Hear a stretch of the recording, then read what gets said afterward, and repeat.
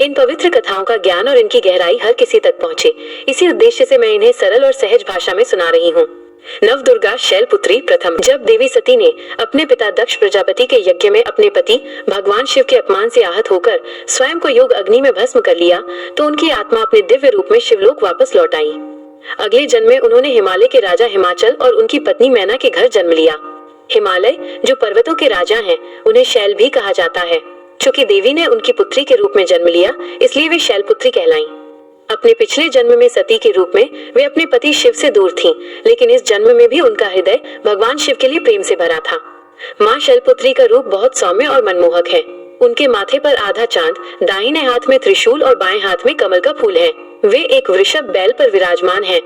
ये रूप हमें ये सिखाता है कि जो व्यक्ति अपने पिछले जीवन के दुखों से सीखकर नए जीवन में सही मार्ग अपनाता है, उसे ईश्वर का प्रेम अवश्य मिलता है।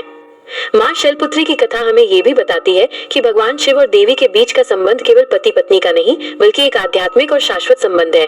वे एक दूसरे के बिना अधूरे हैं। माँ दुर्गा का दूसरा रूप देवी ब्रह्मचारिणी का है। उनका ये नाम उनके कठोर तप और ब्रह्मचर्य के पालन के कारण पड़ा। देवी का ये रूप हमें तपस्या, त्याग और संयम का महत्व सिखाता है। अगर हम इसे वैदिक ज्योतिष के अनुसार देखें, तो माँ ब्रह्मचारिणी का संबंध सीधे मंगल ग्रह से है।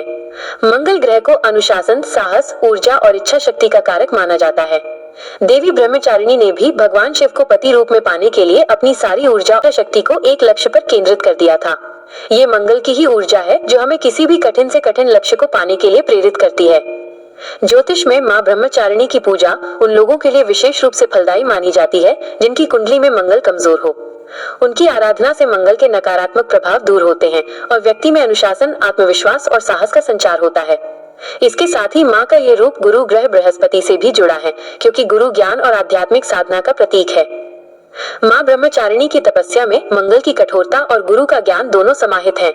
उनकी कथा हमें सिखाती है कि जब हमारी इच्छा शक्ति, मंगल को सही दिशा, गुरु मिले, तो कोई भी लक्ष्य असंभव नहीं है।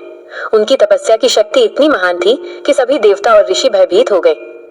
अंत में भगवान शिव ने प्रसन्न होकर उनसे विवाह किया और उनकी तपस्या सफल हुई।